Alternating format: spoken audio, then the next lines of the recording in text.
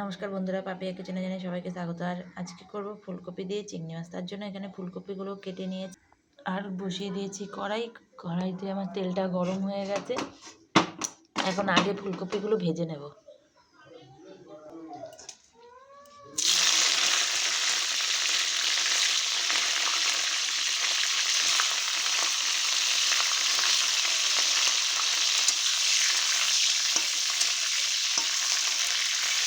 ফুলকপিগুলো ভেজে তুলে নেব।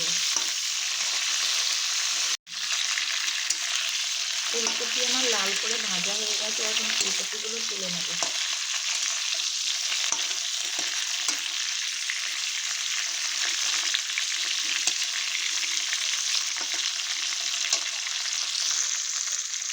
ফুলকপি আমি ভেজে তুলে নিয়েছি। এখন কড়াইতে দিয়ে দিয়েছি তেল, তেলের উপর দিয়ে দেবো জিরে। জিরে ভাজা হয়ে যাচ্ছে, আর জিরেটা ভাজা হয়ে গেলে আমি দিয়ে দেবো কেটে রাখা আলু। আলুটা একসঙ্গে এখন লাল করে ভেজে নেব। ফুলকপি ভেজে আমি তুলে রেখেছি। আলুর উপরে আমি নুন ছড়িয়ে দিয়েছি, একসঙ্গে ভেজে নিই। আলু আমার ভাজা হয়ে গেছে, এখন আলুগুলো তুলে নেব।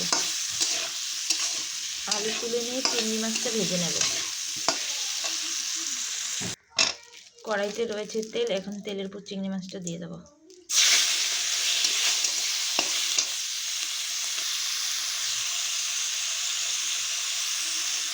চিংড়ি মাছগুলো ভেজে আর তুলবো না, একবারে রেখে মশলা দিয়ে দেবো। মশলা দিয়ে ভালো করে কষিয়ে নেব। চিংড়ি মাছ আমার ভাজা হয়ে গেছে, এখন মশলাটা দিয়ে দেবো। মশলাটা আমি আগে থেকে মিক্সি জারে করে রেখেছিলাম। কাঁচা লঙ্কা, আদা, জিরে বাটা,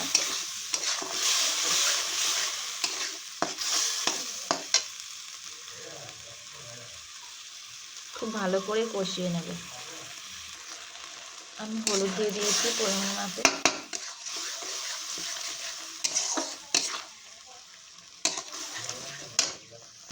মশলাটা আমার খুব ভালো করে কষানো হয়ে গেছে, এখন আমি ফুলকপি আর আলুগুলো দিয়ে দেবো। আলু ফুলকপি দেওয়া হয়ে গেছে, এখন আলু ফুলকপি দিয়ে ভালো করে নেড়ে নিয়েছি। নেড়ে চেড়ে আমি জল দিয়ে দেবো। ফুলকপি আলু কষানো হয়ে গেছে, আর উপর থেকে তেল ছেড়ে উঠেছে, আর এই সময় আমি দিয়ে দেবো জল।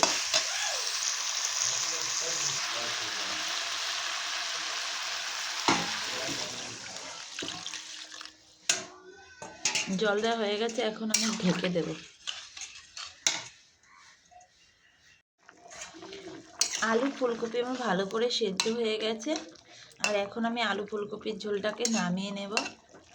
আর আমার ভিডিওটা দেখে যদি ভালো লাগে লাইক, কমেন্ট, শেয়ার আর সাবস্ক্রাইব করে দেবে চ্যানেলটাকে। আর এইভাবে পাশে থাকবে। এখনের মতন টাটা, দেখা হচ্ছে নেক্সট ভিডিওতে। আর আলু ফুলকপির ঝোল রেডি হয়ে গেছে। সব শেষে আমার দিয়ে দিতে হবে একটু গরম মশলা। পুরো বিয়েবাড়ির মতন খেতে ভালো লাগবে।